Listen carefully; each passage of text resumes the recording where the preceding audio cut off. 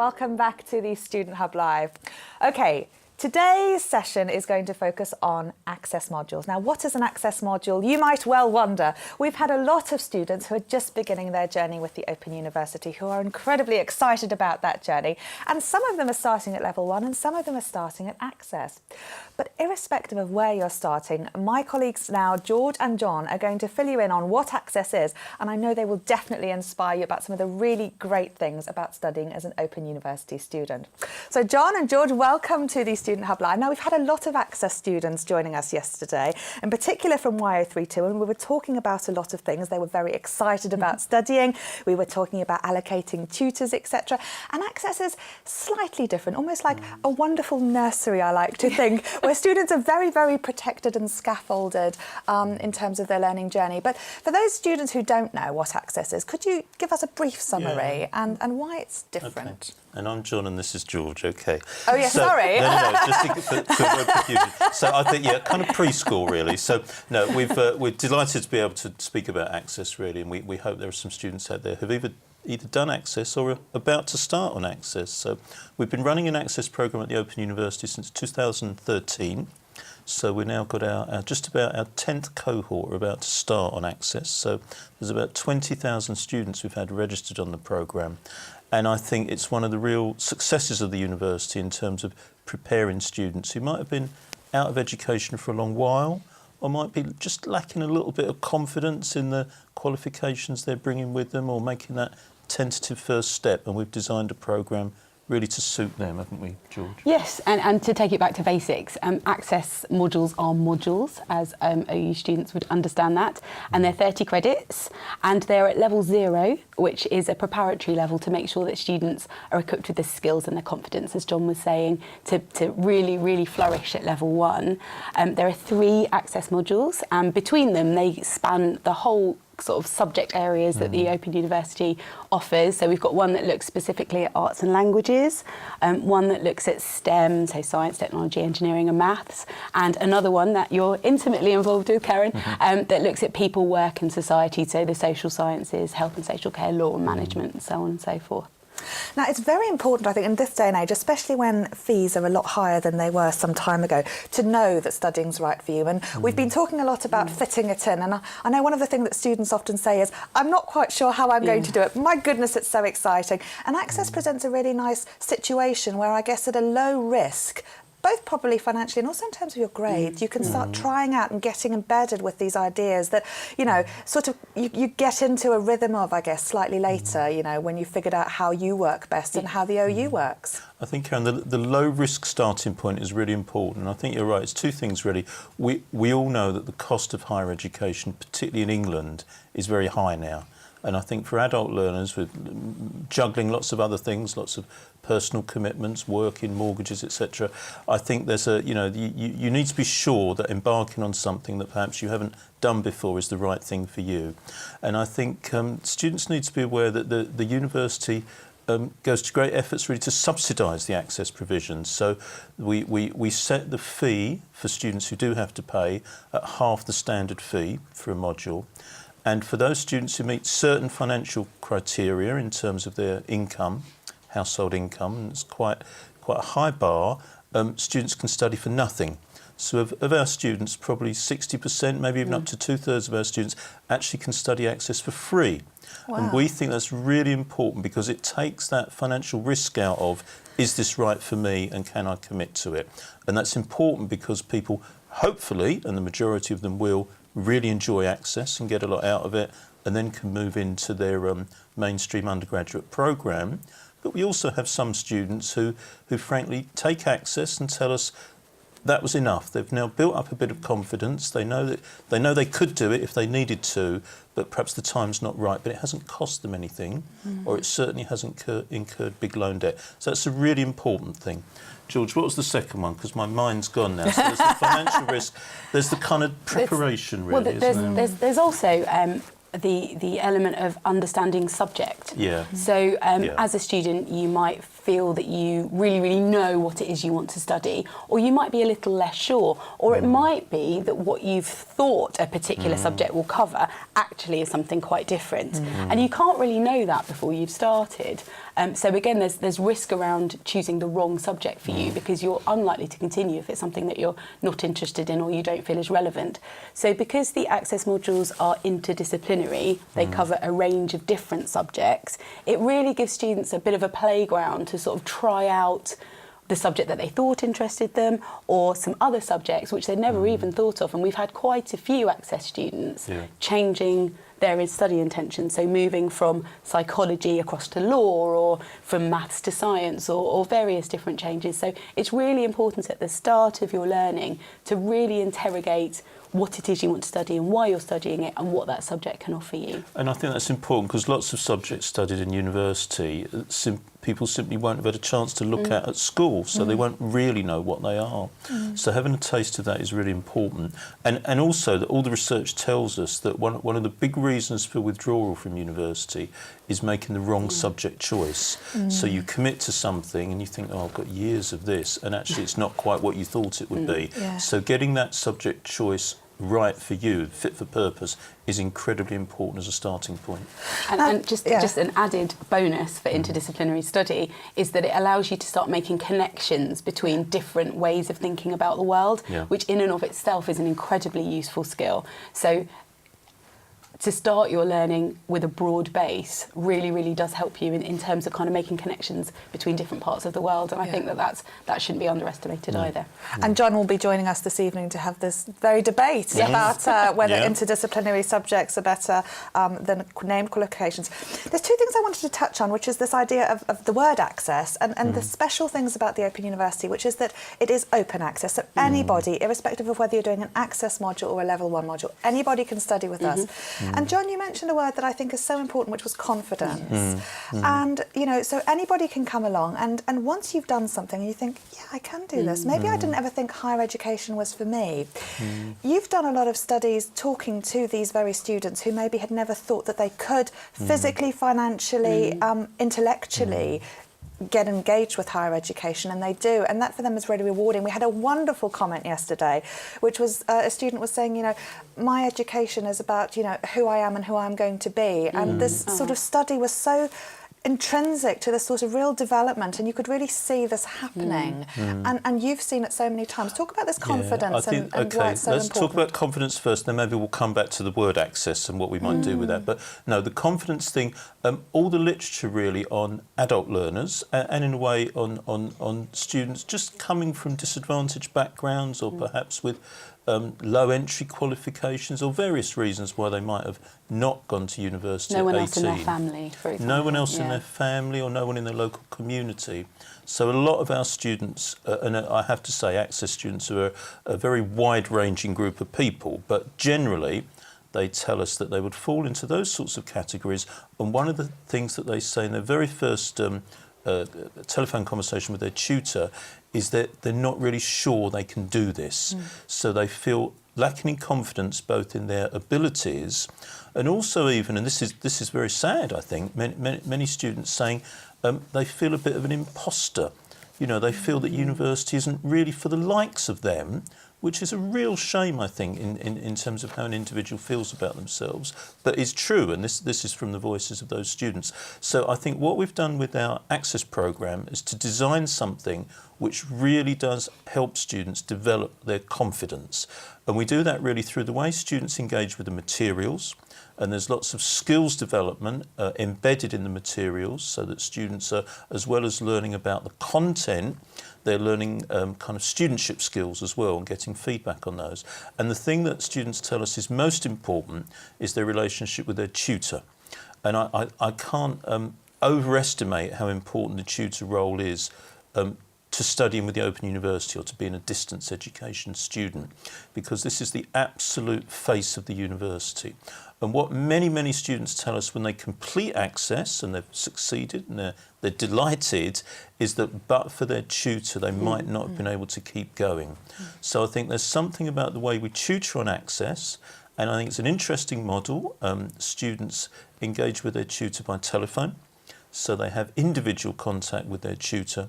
And what students tell us is that means they really build up trust. And the trust thing I think is important because, again, many students tell us that they're starting with Access because perhaps they didn't particularly have a positive time at school, so they carry with them certain negative connotations of education. It says nothing about their potential or their intelligence, but they just didn't have a good time. And so I think tutors are really powerful on the Access programme in helping students to realise their potential and find ways that they can succeed. And our next session, we have David Healy, who is also on the Access module, and he's going to talk about making the most of your relationship with your tutor. So the distinction really, Access students will have all of the things that other students do, the tutor-marked assignments. Yes. They will be reading things, they will be learning key skills, etc. But the tutorial system is a little bit different. It is. So they will be having this one-to-one contact with their tutor, which is wonderful. But George, tell us then, I mean, John's talking about this legitimacy as a student and this feeling of being an imposter. One of the things I often think is that when you are isolated, or maybe you're only talking to your tutor, you might think that everyone else is absolutely fine because you've been on a Facebook group. They're all going ahead. They know what's going on. But you're the only one who maybe is finding things a bit hard, or maybe the only one who shouldn't really be here. Is that common, and what should students do about that? I've seen a lot of talk on the forum and it's really supportive. Well, I was just going to say the forum is a wonderful place for peer support. All of our Access modules, much like all of the other modules that the Open University provides, have some forums that they can access via the module websites. And they're a really, really, really useful place for students just to say, I'm really stuck on this bit, or, oh my goodness, this bit's really hard, or I'm not really enjoying this bit. And other students will be able to say, that's okay, I was there too, and I can help you. So as well as incredible support from tutors, there's a really lovely community of learners on Access as well. And as you say, all of them have come to this tentatively. They've come to it really hoping that they're going to succeed, but worried that they're not going to. And the forum is a lovely, lovely supportive arena for students to be able to talk about their worries with a group of people that understand what they're going through. Because although having the support of your family and your friends is incredibly important, they don't really perhaps understand exactly the problem that you're having with TMAO2 in the way that your peer group will. So I think it's a balance between really learning to trust and rely on your tutor and really becoming a part of the community that you're in and kind of reaping the benefits of that as well.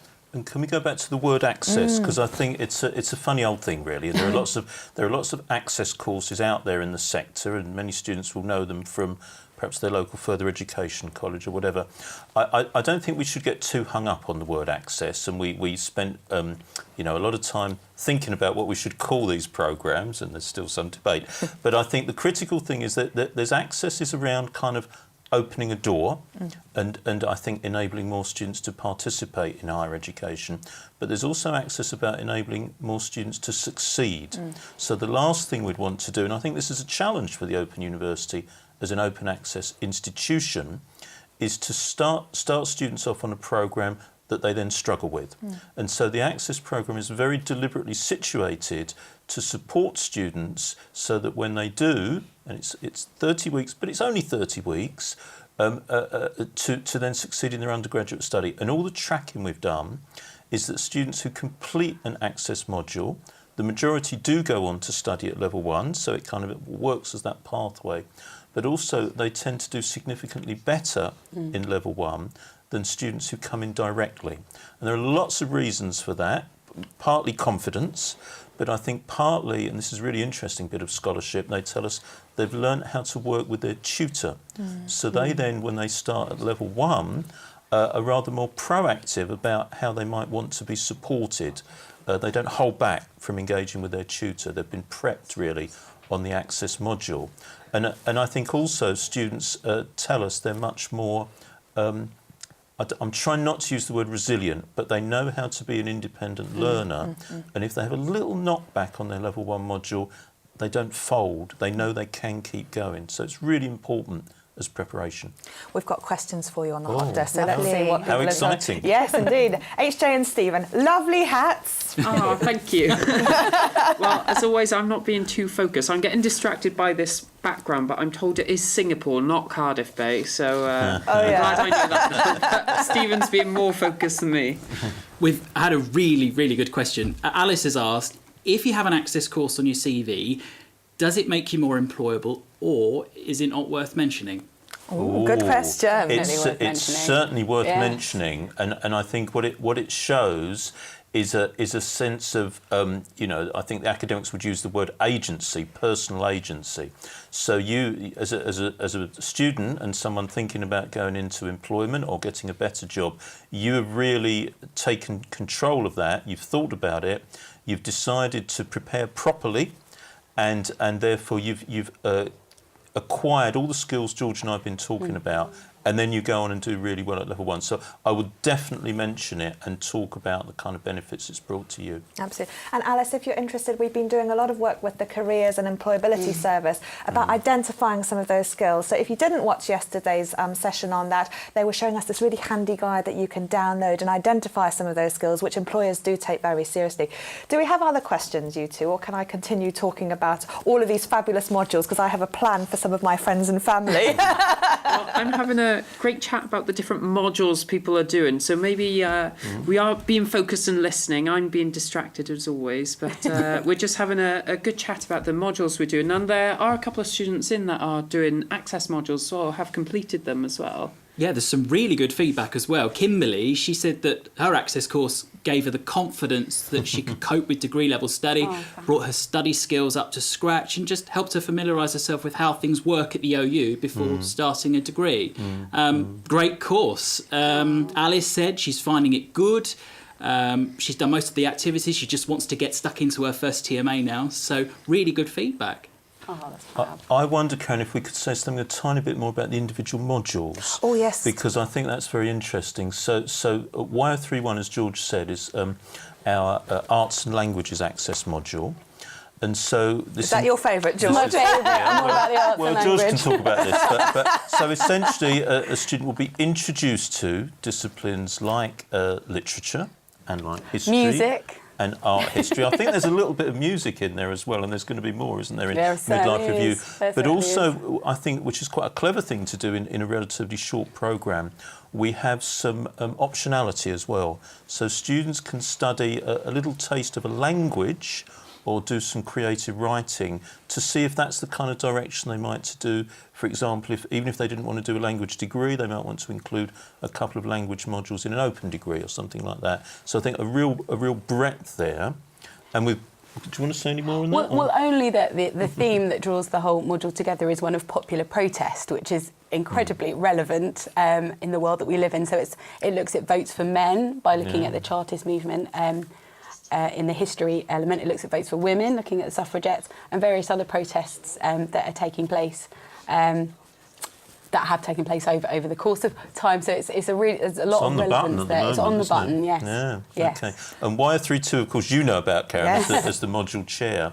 But I think a really interesting way of looking at society and the world of work and the individual and the individual's role in society through essentially 6 different lenses. So lenses coming from the study of health and of childhood, of law and of management, of psychology and social sciences. So a really interesting way of just taking almost putting on a different pair of spectacles to look at particular problems in the world. That's by far our most popular module, of course. And our STEM module, YO33, we've got some really interesting findings on that.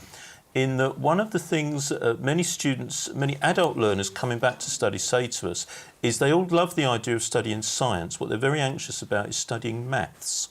And it's that lack of confidence in math skills that really does hold people back. And what I will say, we've got research evidence now that because we embed maths little and often in our YO33 module, and support students by it, so they will be studying some science and then do some maths activities associated with that. Students tell us their confidence about doing maths has really been boosted, and this is a challenge across the whole of the UK, really, that many students, if they miss out on maths at school, find it very difficult then to acquire those skills later in life. This seems to work as a way of doing it. Absolutely. I want to go back to the hot desk, but before I do, yesterday, if you missed our session from the STEM SST, they were talking about how they can help students who may feel a bit anxious about maths. And I know that Peter Horrocks, our Vice-Chancellor, did a level 1 maths module and is still alive and kicking. So it just goes to show that you can get through it all. HJ and Stephen. Yeah, we've had lots of great comments, and it's great to hear Katie's just enjoying watching the show. But we've had a few good comments. Yeah, well, coming back to Alice's question about whether or not you should be putting your Access course on your CV. Kimberly, she's given a wonderful response. She said, it shows you can apply yourself, be motivated, achieve goals, manage your time. So it's absolutely, definitely worth mentioning. And Natalie's starting one of the Access courses this weekend, so she's very pleased that she's hearing about it and she's all ready to go, which is great to hear. And Morag says, hi, in my normal day job, in addition to being a student, I'm also a HR director, and says Access courses demonstrate commitment and drive to learn. They are a plus, not a minus, to finding a job. And also says in a later comment, it gives you the edge to show you're up for continuous learning and to build new career opportunities as well. So that's great to hear. And Karen, if I may, we actually build those skills very much into the assessment on an Access programme. So students would start off doing a kind of a review of their previous learning and trying to situate themselves as where they are as a learner and what they hope to do, and then would review that again at the end of the Access module in terms of having initially felt this, I now feel that, and they get feedback on that from their tutors. And I think that's very powerful in terms of how you might, I'm trying not to say sell yourself to an employer, but how you use that information. Now, I was talking to some people from the Open University Students Association the other day, and they said, all my friends are OU students. And I said, how awful to have ditched all these other people, I know OU students are great. But they were telling me that what they've been doing is, not only have they been going to these meetups and meeting people through tutorials and having, I guess, virtual friends, but they've been getting people to enrol on modules. And I thought this was a brilliant idea, because sometimes, for example, students out there who may be at level 2 or 3, their partners might say, oh, I could never do something like this, and these sorts of modules, as you say, can be a great way of allowing people to experience things. How often do you think that OU students are recommending friends and family to start studying with the OU? Because I have heard this a lot before, and I do think it's a very clever plan. It's a really great question, Karen. And I think we do have evidence for this, and studies I've done with adult learners and particularly part-time learners, often the information, advice and guidance for adult learners is not quite as clear as it is for an 18-year-old intending to go to university. So often people get their information in the most unusual places. So I've certainly seen students who've signed up for the OU because they overheard a conversation on a bus that someone had just started an Access module, and they got into conversation with the person, and it clearly was just, the timing was just right. That was what they wanted to do. And lots of our students tell us that they were very worried about making a first start, but they knew someone, it could be a family member, it could be a neighbour, it could be someone at work who'd studied with the OU. And of course our students are the best advocates for the OU, really. And so that kind of personal recommendation, I think, is very, very important, and it recognises that what we know about adult learners is their educational journeys can be very ad hoc. So often they're not as linear as a kind of traditional 18-year-old student. Things get in the way, they have to pause, they have to wait a year, whatever. And I think the OU can be flexible enough to recognise that. Slightly anecdotal, but I've got 2 small kids, and I was at a mum and kids group the other day, and I got chatting to a couple of mums who've sort of thinking about what their next career step was, and I talked to both of those about Access, and they're both now looking to sign up. So it's a really good way to kind of get back into thinking about what you want to do, and people with small kids are kind of often in that situation. They're time poor, so I think. Certainly, I'm an OU graduate myself. I did an undergraduate degree with the OU, and I'm doing a master's at the moment. And you can't shut me up about it. So I do think that we have a really important role as advocates to kind of talk about how brilliant the OU is and how it can change your life. Now, just in terms of the logistics, because you'd mentioned, John, that it's 30 weeks, which sounds long, but that's an average sort of length of an OU module. So it gives you a nice indication of, I guess, the pace that you might study if you were going to go on and do it. But George, tell us when we have these intakes of students, like how often people can enrol, and also what that week might look like in terms of their study. Okay, so every year we have about 4,000 Access students, and they start in 2 cohorts. One starts in October and one starts in February, which is probably what the student was referring to there. So we've got about 2,000 students ready to go now. So they'll have 30 weeks of study. It's about 8 hours a week study time. There will be 4 TMAs, 4 assignments that they need to do that's spread across those weeks, and they'll get lots of really, really great feedback from their tutor. It's highly connected to the relationship that John was talking about earlier with the tutor. So it's very much the same rhythm as being an Open University student on any other level, with the same sorts of elements, but just a lot of scaffolding, a lot of skill development and a lot of help.